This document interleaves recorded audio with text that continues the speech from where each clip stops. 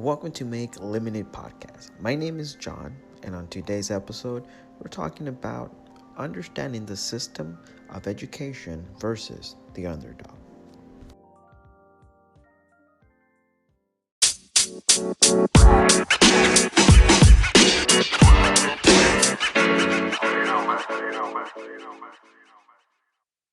Alright, everyone, welcome to Make Limited Podcast. My name is John, and first of all, before we start, I just got to say thank you for stopping by and listening to us today. Today we have something amazing for you, something special, something that I hope that can motivate you, inspire you to just be the best version of you. So we say thank you for being with us today, and that's all I have to say for the beginning. And now, with no further ado, let's start on understanding the system of education versus the underdog. All right. In my opinion, there is two kind of people in this world: the educated and the underdog. The educated unconsciously or consciously fall into the belief that they are superior people and have a higher understanding than the average human. In contrast, the underdog's belief falls into the minority mentality of working hard and being unsuccessful. However, we share a common factor. We are humans who go through the same situation in life. Although these two are different paths, both help us understand that no one is excluded from the process. In this process, we have a beginning, middle, and an end, which none is excluded from. And to help us further understand my point of view, I want to share 3 topics that explain my reasoning. First, let's understand both sides of the let's understand both sides of the educated and the underdog. Secondly, is knowing the system of society. And lastly, I want to explain how they are the same difference. Okay, so let's talk about the first one, educated versus underdogs. According to the dictionary.com, the term educated means having undergone education. From this definition, I want you to look at 2 words, okay? Undergone and education. Undergone means to be subjected to, experience, pass through. One key word that stands out is subjected, which stands for that which forms a basic matter of thought, discussion, investigation. You see, educated people undergo a process of controlled or composed thoughts that challenge their way of thinking and help them investigate or study a situation before moving forward, which some would refer to it as school or an education. Now, education means the act or process of imparting or acquiring general knowledge, developing the power of reasoning and judgment, and generally of preparing oneself or others intellectually for mature life. The educated start learning from pre-K to 12th grade in the United States, which prepares them with the basic knowledge to live in their society. And if they wish to gain a higher education, they are able to do so through college, which I will be talking about later in the podcast.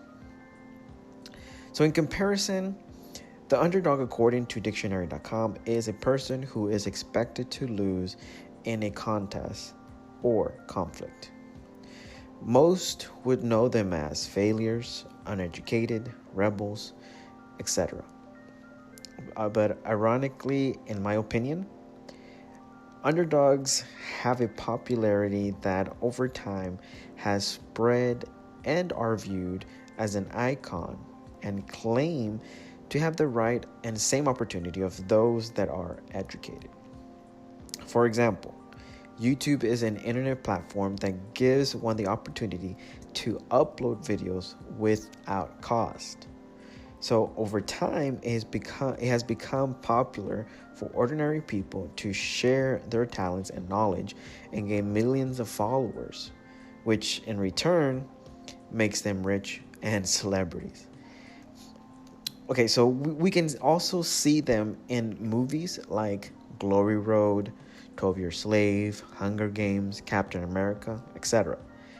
The underdog in these movies are expected at some point to lose by their antagonists. But unfortunately, their plan would fail, and unexpectedly, the protagonist would win. So in my own world, I have been both the underdog and the educated, which gives me an upper hand of knowing each point of view. See, I was born in the US with parents that migrated here and started from the bottom to give us an opportunity to succeed, and so I did. By going to college and getting a career I could work in and become successful. On the one hand, I understood that the educated for the underdog was the American dream. So, again, let me say that again. On the one hand, I understood that the educated for the underdog was the American dream. Okay, I hope you're understanding that. Being knowledgeable, having a well-paid job, and being able to supply for your family. On the other hand, the educated thought themselves superior because of their accomplishments and tend to forget where they come from. So I believe that the social status of a minority really hurts in their egos because they either didn't have the knowledge or money to be successful at the beginning, so now they are forced to work hard, working dead-end quick money jobs. One could view the educated as the villains and the underdogs as the heroes. However, to have a better understanding that neither is greater than the other, I want to share my next point: knowing the system of society. Okay, bear with me, stay with me. We're getting through this. So, knowing the system of society. If we look at humans throughout time, there's one thing that, in my opinion, has kept them alive. Are you ready? And that is order, rules, laws. I believe that in the caveman times, if people would not have given positions, for example, gatherers and hunters, me personally, I don't think I would be alive at this moment talking on this podcast. You see, order keeps us moving forward without chaos. Rules help us to be structured, and laws keep us out of trouble, all working together. But somehow I see a misconception in the way people view the system of society due to the lack of understanding of the principles that human life are driven and run through these systems. I want to illustrate to you through a simple structure of how our society works through the education and related to the underdog. Okay, there are 4 levels of education. Stick with me here. Number 1, the basic, which is our, kindergarten to 12th grade. Number 2 is bachelor's. And bachelor's is a general degree awarded by colleges and universities upon completion. A master's degree, which is number 3, is an academic degree awarded by university or college upon completion of a course of study demonstrating mastery or a higher order overview of a specific field of study or area of professional practice. Okay. And fourth is a doctorate. And a doctorate is an academic degree awarded by a university that is, in most countries, a research degree that qualifies the holder to teach at the university level in a degree, in the degrees field, or to work in a specific profession. And of course, you can find this in Wikipedia. According to our education system, it takes an accreditation to have a title stating that you have met the requirements to do a specific job or practice. However, for some that have not chosen to get a higher education, this system may seem unorthodox. In other words, they don't agree with school system rules and so choose not to conform, thus becoming angry, frustrated, and try to find another way to become successful and wealthy. But if we look closely at the school system, it comes with orders, rules, and laws that keep our way of life going. Let us start with our general education. The basic of reading, writing, math, science, history, physical education, and etc., right? All teaching us how to understand our own society. For example, we learn to read so we can learn how to read signs, and spell so we can communicate with others. We learn basic math so we can learn how to count money, numbers. This takes about 12 years to complete. And next is our higher education, bachelor's. It's the general study of a field that one has an interest in, such as engineering, science, teacher, nurse, doctor, lawyer, etc. This can take about 3 years to 4 years to complete, and it can vary in some countries. And then thirdly is our master degree, which gives one a mastery of a subject. In other words, narrows down your subject of study to one focus. This degree takes about 2 to 3 years to complete. And lastly, a doctorate's degree is the highest education that one can achieve, which gives one a certification of teacher status.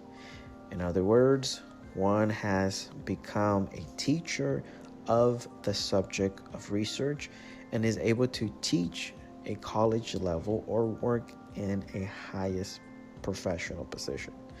This position can take up to 2 years or more, depending on the degree. But of course, I just want to let you know a fun fact about doctorates in Latin means teacher. Okay, that was just a fun fact. Now, if you are like me and you're counting the years that it takes to complete all the degrees, you would have ended up with about 20 years or more of education. I know it seems like a lot of years, but that is how our society decided to measure one's expertise in a certain field or credit the individual. Remember, this does not include the practices, state exams that some fields require. I know by now you must be thinking 20 years? Heck no, right? I can do something else with 20 years, save thousands of dollars, and avoid being in debt. I must say I agree with you. It could be a waste of time, or you could waste 20 years on an idea that you have. This leads me to my next point. Same difference, which is my last point. Same difference. So my question to you is, should I waste 20 years in school or 20 years on an idea? I'm going to pause there because I want you to answer the question for yourself. Okay. Well, If you're having a hard time answering, don't worry. I'm going to share with you some insights that will help you answer this question, okay? I want you to take hunting as an example. Imagine hunting in the caveman days versus hunting in today's 21st century. What is the difference? Well, equipment is more powerful and quicker to use versus cave days. They would use sticks and stones. But they also have common ground. Both hunters had weapons, prey, had to be silent, and had to hide and not be seen. In order to get better at hunting, the cavemen and even the 21st century hunters have to study their subject in order to become successful. You see, with the educated and the underdog, there is not much that is different. We both live in the same world and struggle with the same issues. There is equality on both sides by understanding that being effective in a subject requires more knowledge of the topic. So if an educated person wants to be a doctor, they can and must attend a college that can give them that certification. Also, if an underdog wants to be a doctor but not attend school, then they can by studying the same books that a doctor would study. Books are just study of people, of past people that have left their knowledge for one to learn from, both good and bad. Unfortunately, one will have an accreditation, certification, and practice, and the other will not. So to answer the question, should one waste 20 years in school or 20 years in an idea? I say everything starts with an idea. And whatever side you take, remember that the better you want to get at a subject, the more knowledge is required.